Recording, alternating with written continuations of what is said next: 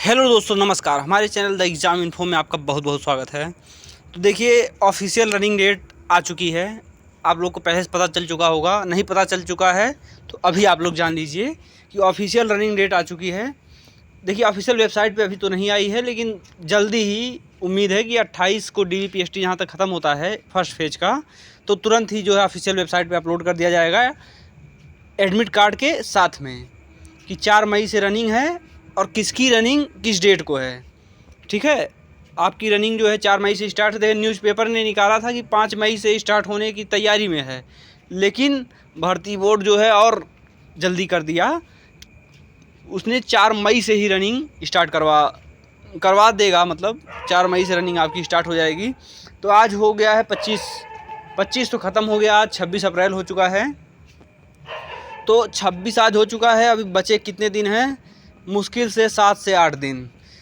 उसी में अभी हो सकता है कि आपका 26 को DB हो, 27 को DB, 28 को किसी का DB हो सकता है।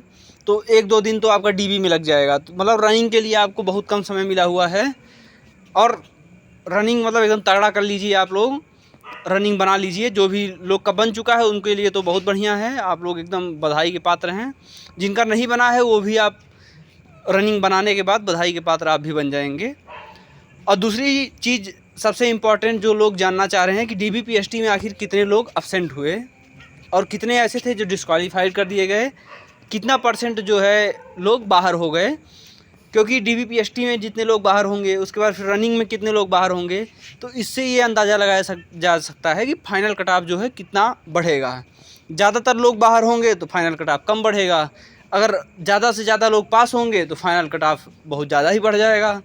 तो इससे जो है एक अंदाज़ा लगाया जा सकता है कि फाइनल कट ऑफ कितना बढ़ सकता है, कितने मार्क्स बढ़ सकते हैं, कितने क्वेश्चन बढ़ सकते हैं। तो मैं बात करूँगा DVPST जो है वो 25 अप्रैल को जो हुई थी उसमें 18% लोग लगभग DVPST से बाहर हो गए हैं। कहाँ पे? देखिए, प्रूफ के साथ आपको दिखाऊंगा, मतलब कोई फेंक नहीं रहा हूँ मैं। 18% लोग DVPST से बाहर हो गए हैं। कहाँ पे बाहर हुए हैं? कानपुर में। जो कानपुर में DVPST हो रहा था उसमें 18% लोग DVPST से बाहर हो गए हैं। देखिए, ओवरऑल की बात करते हैं तो ओवरऑल 1125 बच्चों को DVPST के लिए बुलाया गया था, जिसमें से 995 बच्चे जो है DVPST में पास हो पाए हैं और 130 बच्चे DVPST में फेल हो गए हैं। तो ओवरऑल की बात करते हैं तो लगभग 12% बच्चे जो है वो DVPST से बाहर हो गए हैं। और कानपुर की बात करते हैं तो 18% बच्चे ऐसे हैं जो DVPST से बाहर हो गए हैं। तो चलिए, सबसे पहले मैं आपको यही दिखा देता हूँ कि 18% जो बच्चे हैं DVPST से बाहर हुए हैं वो कौन कौन से हैं। तो देखिए, यहाँ से मतलब सीधे जो है जो DVPST बाहर नोटिस बोर्ड पे चिपकाया जाता है उसी का फ़ोटो है। तो आप लोग यहाँ देखते जाइएगा। देखिए, क्वालिफाइड 3 क्वालिफाइड हैं, उसके बाद 2 एब्सेंट हैं। तो बाहर होने का मतलब ये है कि जो भी एब्सेंट हुआ और जो ही डिस्क्वालीफाइड हुआ वो दोनों जो है बाहर ही माने जाते हैं। तो उन दोनों को जोड़ के बताया गया है। तो देखिए, 1, 2 और इसी तरह आप, मैं स्क्रॉल करता जा रहा हूँ, आप लोग गिन लीजिएगा। मैंने पहले ही गिन रखा है। तो ये कानपुर का है। कानपुर में टोटल जो है 128 बच्चे बुलाए गए थे। कानपुर में टोटल 128 बच्चे DVPST के लिए बुलाए गए थे, जिसमें से 23 बच्चे जो है उसमें से कुछ एब्सेंट हो गए हैं, कुछ डिस्क्वालीफाइड हो गए हैं। ओवरऑल की बात की जाए तो 23 बच्चे जो है बाहर हो गए हैं। और 128 का अगर आप 23 बच्चों का निकालेंगे परसेंट कि 128 में 23 बच्चों का परसेंटेज कितना है, तो 18% के आसपास में बैठ रहा है। और ये तो रहा एक सर्विसमैन का, ये सारा चीज़ एक सर्विसमैन का है। एक सर्विसमैन अगर 18% DV में बाहर हो रहे हैं, ओवरऑल 12% मान के चलिए 12% लोग DV में बाहर हो रहे हैं, तो आप लोग सोच सकते हैं जो नॉर्मल बच्चा जाएगा। क्योंकि देखिए, एक सर्विसमैन में मोस्टली आर्मी के, इंडियन नेवी के, इंडियन एयरफोर्स के होते हैं। तो जो इंडियन आर्मी में जाएगा तो उसका मैक्सिमम हमेशा हर लोगों का हाइट 170 के ऊपर ही होता है, क्लर्क को छोड़ के। तो वो पहले ही 170 हाइट के ऊपर है, तो हाइट में तो उसको बाहर होना नहीं है। और जो भी आर्मी क्लर्क होगा वो कभी इसका फॉर्म डालेगा ही नहीं, कि क्योंकि उसका हाइट ही जो है 163 वहाँ सेंटीमीटर मांगते हैं। दूसरी बात, जो भी एयरफोर्स और नेवी का बच्चा होगा, मतलब बच्चे का जो एक सर्विसमैन होंगे, वही जो है हाइट में बाहर हो सकते हैं। तो मतलब कुल मिला के देखा जाए तो यहाँ पे हाइट में बाहर होने का, और चेस्ट में तो उन लोग को कोई बाहर कर ही नहीं पाएगा। मतलब एक सर्विस मैन है, आर्मी से रिटायर हुए हैं, तो उनको चेस्ट में कैसे उनको बाहर कर देंगे, चेस्ट उनका तगड़ा होगा ही। तो हाइट में, चेस्ट में इनमें बाहर होंगे नहीं तो बाहर किस में होंगे। डीबी में भी उनका एनओसी बना हुआ होगा, तो फिर भी जो है लोग बाहर हो जा रहे हैं, फिर भी जो है लोग बाहर हो जा रहे हैं। कुछ इसमें लड़कियां हैं, कुछ एक्स सर्विसमैन हैं, कुछ डिपेंडेंट ऑन फ्रीडम फाइटर हैं। तो सोचिए इतने लोग जब बाहर हो रहे हैं तो आप समझ जाइए जब नॉर्मल बच्चों का DBPST होगा, नॉर्मल बच्चों के DBPST में भी कई सारी प्रॉब्लम्स रहती हैं, उनके हाइट में भी प्रॉब्लम रहती है, चेस्ट में भी कई लोगों की प्रॉब्लम रहती है। तो वहाँ पे कितने बच्चे छंटने वाले हैं, ये मान के चलिए अगर यहाँ 12% छंट रहे हैं तो वहाँ कम से कम 15% तो बच्चे छंटने ही वाले हैं। और अगर 36,000 की बात करते हैं, 36,000 में 15% छंट जाएंगे तो मतलब काफ़ी, मतलब आपको बहुत ज़्यादा मार्जिन होने वाला है। क्योंकि 36 और 18 मतलब लगभग कुल मिला के देखा जाए तो 5200-5300 बच्चे आपके, मतलब अभी मान के लिए 5400 बच्चे तो लगभग बाहर ही हो जाने वाले हैं DBPST में। और सोचिए मतलब 36,000 में 5400 लगभग DBPST में बाहर हो जाएंगे। और लड़कियों का भी अलग से मिला लीजिए तो मुश्किल से हमको लगता है कि 28 से 29,000 बच्चे ऐसे होंगे जो दौड़ के लिए पहुंचेंगे। और दौड़ भी जो है इतना जल्दी करा दे रहा है, ऊपर से इतने गर्मी में, तो आप लोग सोच लीजिए दौड़ में भी बहुत सारे बच्चे छंटने वाले हैं। तो ये मान के चलिए फाइनल कट ऑफ बहुत ही ज़्यादा, मतलब अभी से अंदाज़ा लगाया जा सकता है कि बहुत ज़्यादा हाई जाने वाली तो नहीं है। जिस हिसाब से बच्चे छंट रहे हैं, पहले दिन ही ऐसा हाल है, तो इस हिसाब से तो नहीं लगता है कि फाइनल कट ऑफ बहुत ही ऊपर जाने वाली है। फिर भी जो है आंकड़े आने दीजिए, टाइम जो है बीतता है, टाइम सब कुछ रियलाइज़ करा देता है। तो धीरे धीरे टाइम बीतेगा तो अपने आप पता चल जाएगा कि कितने % लोग बाहर हो रहे हैं और फाइनल कट ऑफ क्या जा सकती है। तो चलिए मैं आपको नोटिस दिखा देता हूँ, जो रनिंग का नोटिस आया है।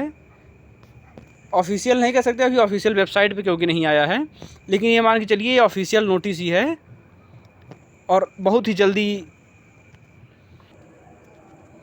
तो देखिए यही वो नोटिस है। ये नोटिस मतलब ऐसे भेजा जाता है, बहुत सारे बोर्ड के अधिकारी होते हैं और उनको DBPST के दल के गठन के लिए जैसे नोटिस भेजा गया था, ये आप याद करिए, बात होगी लगभग 28-29 दिसंबर की।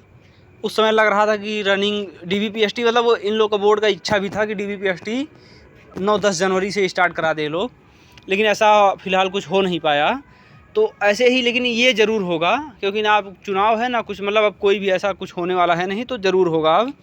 तो वही PET के दल के गठन के लिए, यानी PET मतलब होता है फिजिकल एफिशिएंसी टेस्ट, यानी रनिंग होता है इसका मतलब। तो रनिंग के लिए जो है दलों का गठन करने के लिए ये नोटिस आया है। और देखिए रनिंग भी आपका यहीं पे होगा, जैसे ऐसा नहीं है कि रनिंग अयोध्या में या अन्य जगहों पे कराएंगे। जहाँ जहाँ आपका DBPST हो रहा है, यहीं 8 सेंटर पे, उसी के PSC बटालियन में आपका रनिंग होगा। देखिए पुलिस लाइन में DBPST हो रहा है और रनिंग होगा PSC ग्राउंड में, तो आपस में दोनों का कोई कनेक्शन नहीं है, मतलब कोई एक दूसरे से डिस्टर्ब होने वाला नहीं है कि एक ही जगह पे दोनों चीज़ का होना है, तो ऐसा होना ही नहीं है। DBPST होगा अपना पुलिस लाइन में, रनिंग होगा PSC ग्राउंड में। तो देखिए 37वीं, 26वीं, 35वीं, 15वीं, 8वीं, 6वीं, 34वीं और चतुर्थ वाहिनी PSC को, यानी कानपुर, गोरखपुर, लखनऊ, आगरा, प्रयागराज, वाराणसी, बरेली और मेरठ, यहीं पे DBPST भी हो रहा है इनके पुलिस लाइन में, और यहीं के PSC ग्राउंड में रनिंग भी होगा। तो आराम से, मतलब कोई दिक्कत होने वाली है नहीं। ऊपर से ये डेट देख लीजिए कि दिनांक 4 तारीख 5वां महीना 2022 से ही आपका रनिंग कराया जाना है। और इसके लिए सारे पुलिस आयुक्तों को ये भेजा गया है कि आप लोग जो है, ये देखिए यहाँ पे कि शारीरिक दक्षता के लिए दलों का गठन करवा लीजिए। ऊपर से जो है कौन कौन यहाँ पे होगा, जिला के मजिस्ट्रेट द्वारा निश्चित कोई डिप्टी कलेक्टर यहाँ पे होगा, कोई मुख्य चिकित्सा, मतलब कोई एक डॉक्टर वहाँ पे होगा जिसको CMO ने अपॉइंट किया होगा। ऊपर से जनपद के वरिष्ठ पुलिस अधीक्षक या पुलिस अधीक्षक द्वारा एक पुलिस उपाधीक्षक जो है उसका सदस्य बनाया जाएगा। मतलब यही 3 लोग आपका दौड़ देखेंगे। और उसके बाद देखिए एकदम साफ साफ क्या लिखा हुआ है कि यहाँ पे कुछ पैसा वैसा चलते हैं नहीं, आपको पता ही है सारी रनिंग में, कि शारीरिक दक्षता परीक्षा हेतु गठित दल में स्वच्छ छवि के अधिकारीगण नामित किए जाएं और इसका सुनिश्चित किया जाए। मतलब पुलिस को भी पता होता है कौन सा पुलिस अधिकारी स्वच्छ छवि का है, कौन सा स्वच्छ छवि का नहीं है। तो यहाँ पे जो है स्वच्छ छवि के पुलिस का अधिकारी को जो है नियुक्त किया जाए। तो देखिए यही न्यूज़ थी। और आप लोग ये मान के चलिए कि 18% कानपुर में फेल हुए हैं, 12% ओवरऑल मान के चलिए, 12% DVPST में पहले दिन बाहर हुए हैं लोग। तो ये मान, वो भी एक सर्विसमैन और डिपेंडेंट और फ्रीडम फाइटर थे, तब ये हाल है। जब अभी जो है अभी लड़कियों का होगा, उसके बाद फिर नॉर्मल लड़कों का होगा, मतलब जनरल OBC SC ST हम लोग का होगा, तब कितने ज़्यादा लोग बाहर होने वाले हैं। तो चलिए इन्हीं सब बातों के साथ वीडियो को ही समाप्त करना चाहूँगा। तो अगर आपको ये वीडियो पसंद आई हो तो हमारी वीडियो को लाइक कर दीजिएगा और हमारे चैनल को कर दीजिएगा सब्सक्राइब। देखिए, आप लोग सब्सक्राइब करेंगे तो हमारे चैनल को मोटिवेशन मिलेगा कि और अच्छी वीडियोस और डाटा कलेक्ट करके आपको 26 तारीख की भी पूरी रिपोर्ट दे सकें कि आखिर DVPST में कितने लोग फेल हुए, कितने लोग पास हुए, क्या रिज़ल्ट रहा। तो अगर आपको वीडियो पसंद आया हो तो मतलब चैनल को सब्सक्राइब कर देना है आपको, बस वो लाल वाला बटन दबा के ग्रे कर देना है। बाकी आपका वीडियो देखने के लिए बहुत बहुत धन्यवाद। जय हिंद, जय भारत, जय माता दी।